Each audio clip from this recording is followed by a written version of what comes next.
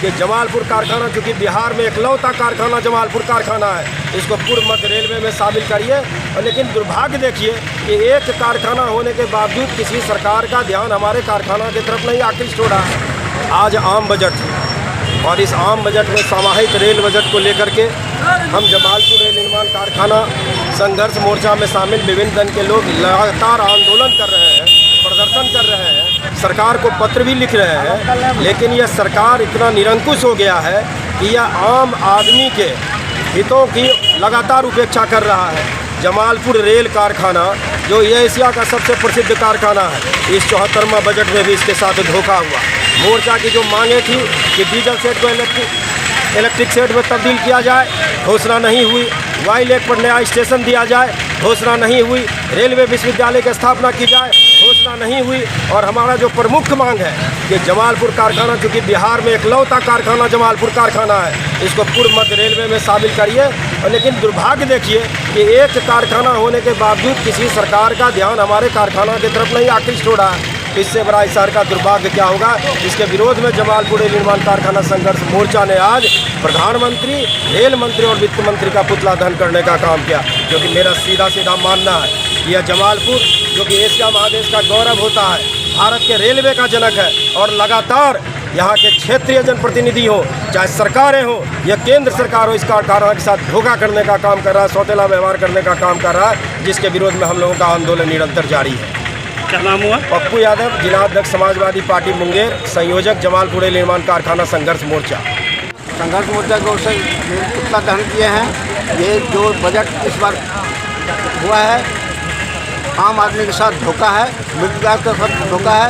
और जमालपुर रेल कारखाना तो घोषणा हुआ था कि रेल विश्वविद्यालय होगा, निर्माण कारखाना घोषित होगा। जब तक ये नहीं होगा हम लोग संघर्ष करते हैं। क्या नाम हुआ?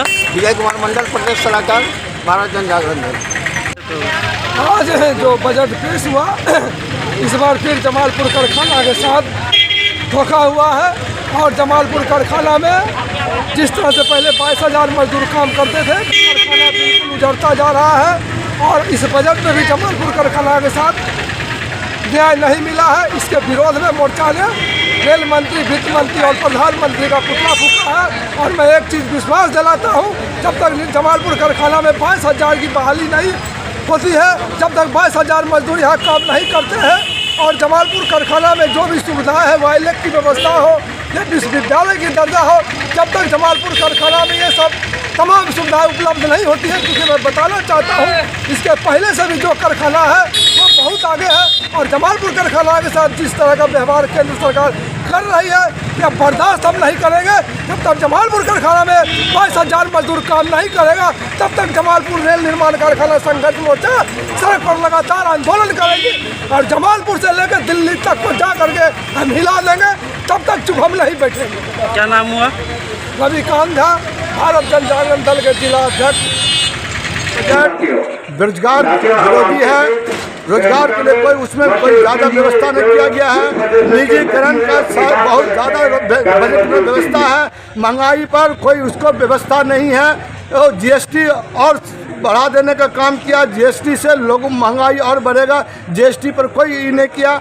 मनरेगा जो गरीबों को रोजगार दिया जाता है, उसमें जो पैसा और घटा देने का काम किया है। गरीब बात करता है और गरीबी बढ़ेगा और बेरोजगारी बढ़ेगा। महंगाई पर कोई चिंता नहीं किया गया। बड़े पूंजीपति को इसमें बहुत ज़्यादा बढ़ावा दिया गया। प्राइवेटाइजेशन को ज़्यादा बढ़ावा दिया गया।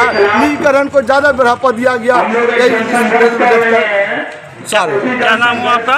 मेरा नाम चांसी पासवान है। मैं संघर्ष मोर्चा का संयोजक हूँ।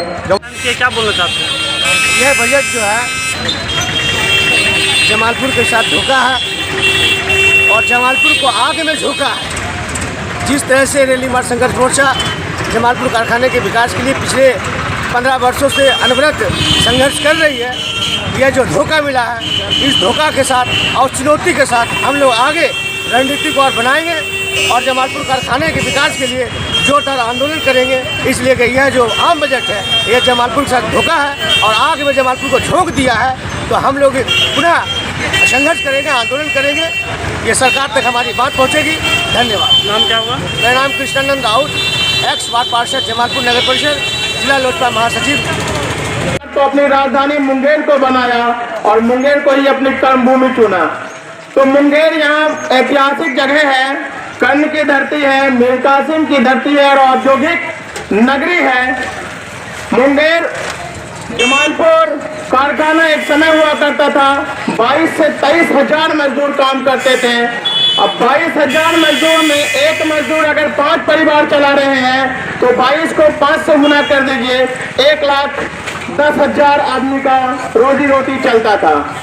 और वह जब 22,000 मजदूर को जब तनख्वाह मिलता था 1 से 10 तारीख के बीच में, तो ये जमालपुर शहर के सारे दुकानदार का चेहरा खिल जाता था, सूरजमुखी की तरह, गुलाब की तरह, कि अब कारखाना वाले को तनख्वाह मिलेगा और पैसा आएगा तो हमारा कुछ सामान बिकेगा।